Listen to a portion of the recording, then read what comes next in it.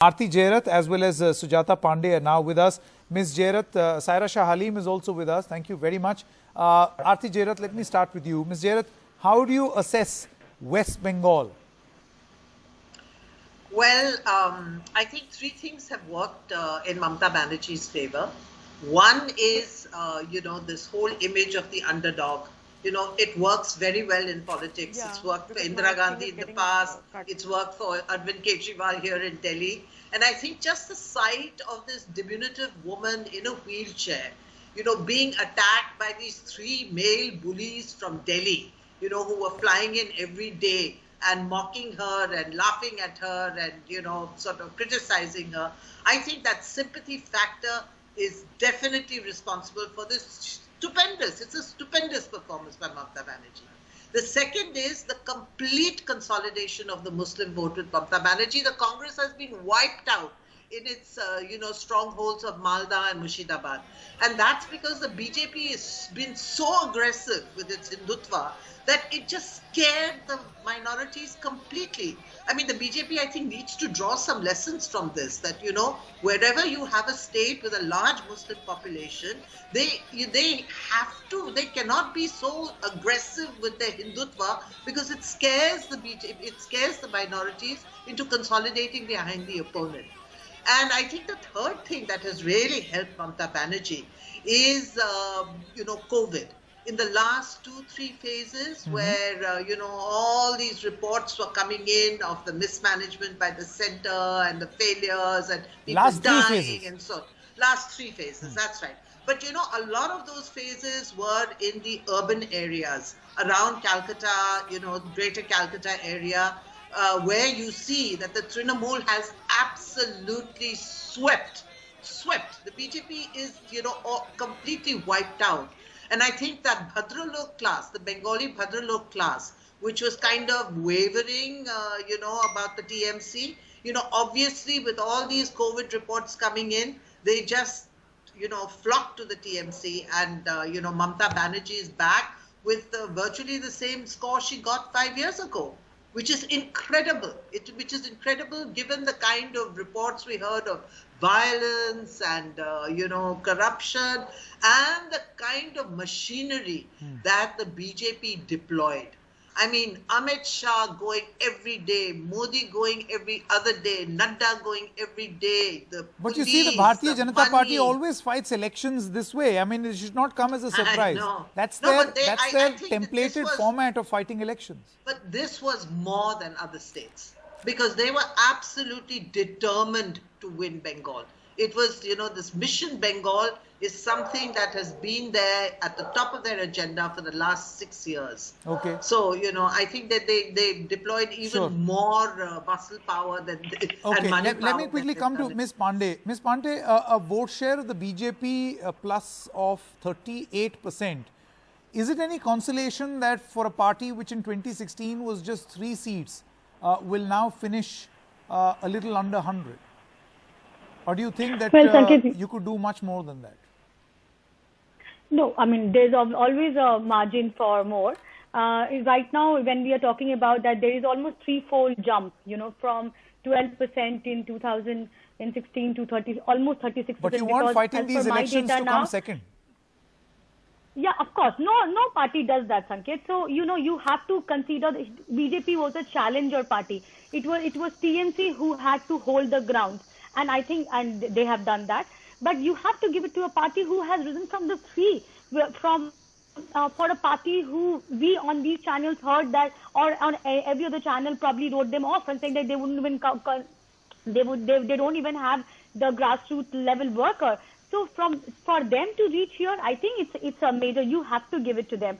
Secondly, we were just discussing about Modi coming to picture and, Amit Shah going there. That's how BJP, I mean, you rightly pointed out, that's the template version of BJP fighting without announcing a candidate, but the prime ministerial candidate goes and fights it. It's just fought on the Modi factor. So I don't think so that should come as a surprise.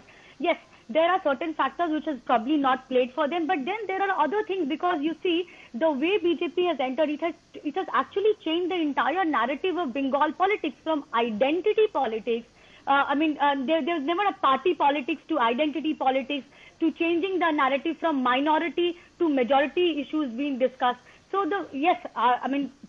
seeing the results, you have to say the minority of majority and the majority of minority, claim of Mamata Banerjee seems to be working. But then you have to give it to a party who was nowhere a few years ago, and now it is the strong opposition. And going forward, I see Mamata Banerjee, facing a lot of a strong opposition, which was never the case in West Bengal. So they will either have one party or the other will be completely whitewashed.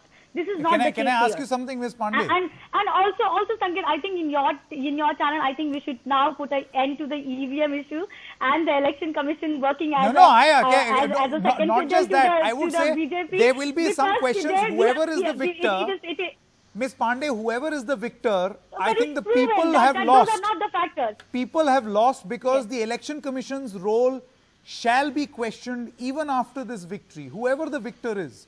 Because of the manner in which elections were forced on this country in the time of a pandemic. I think it was not good, shameful. Of course, I am completely no citizen of India.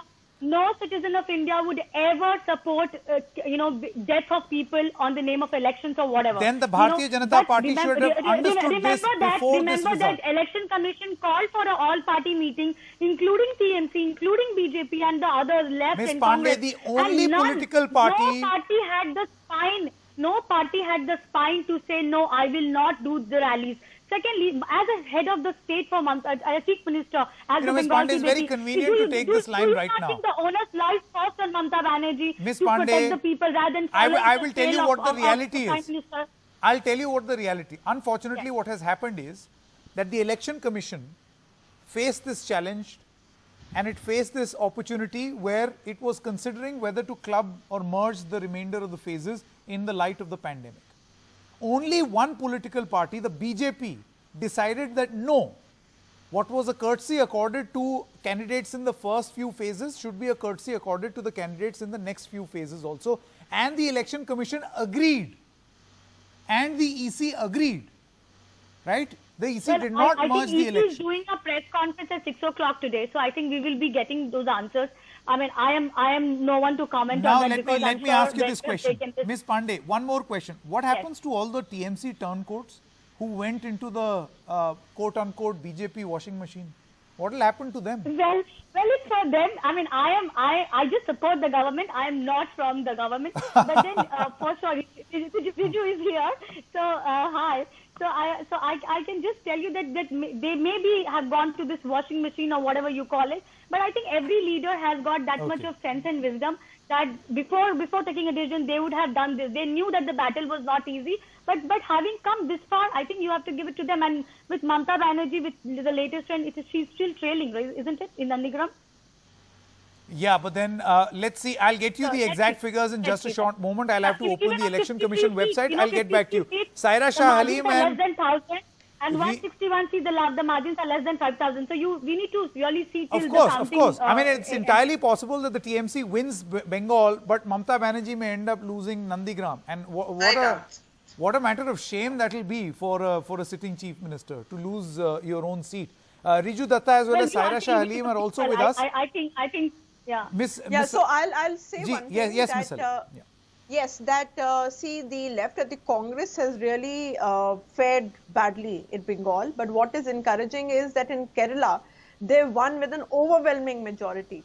And B, most importantly, what was critical at this time is that the Muslim votes were completely consolidated in favor of a non-communal party, which is TMC.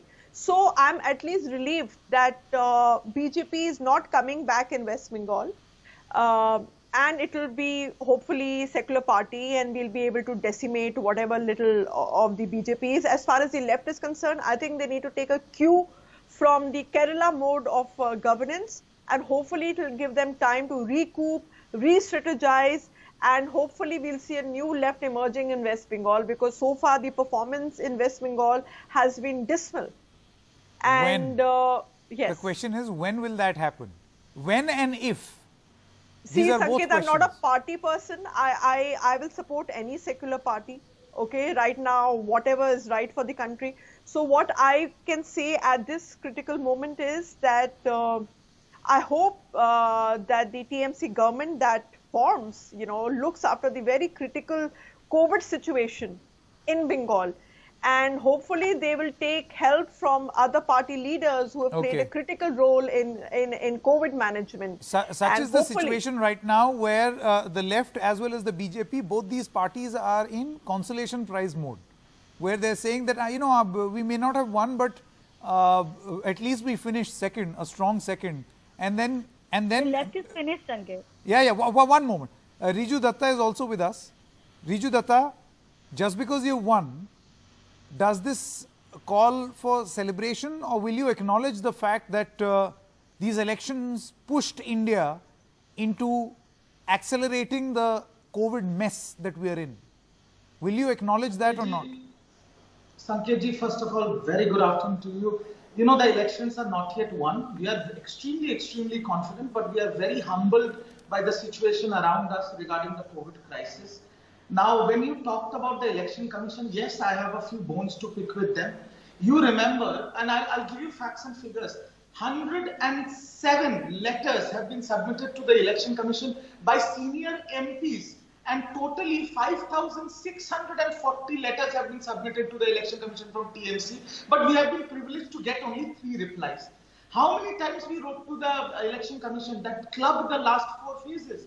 They did not hear us. They did not. Why club? And why didn't you say postpone the results? What if these counting centers turn out to be super spreader events then? Of course. And I will give you one more stat, Sanketji. On 10th of March, when the elections were not even declared, the active COVID cases in Bengal was 3,000. And as of today, it is almost 56,000. Yes. Thus, there is a great sense of responsibility on the shoulders of Mamata Banerjee and her TMC to tell people to follow the Election Commission guidelines on not breaking into celebration. But the sort of pictures we see, is of people celebrating, Riju Datta. Sanketji, I will categorically tell you the senior high command of Trinamool Congress will urge all its workers and supporters, I know they are emotional, they are happy, not to celebrate, because this is not the time when people are dying around us. And secondly, even though we can see all the numbers of leading, trending, everything here, for all residents of Bengal, for everyone in Bengal, the most important number right now is 1800-313-444-222, which is the central COVID crisis number for every resident of Bengal. That everybody should take into account. Elections will come, elections will go, but what most important is taking care of the people of Bengal, providing them adequate oxygen. I'll just say, as the new victor, hopefully, this burden is going to fall on your head, because as a consequence of the campaigning and the multiple phases, cases have increased, doubled, tripled, quadrupled really fast in West Bengal.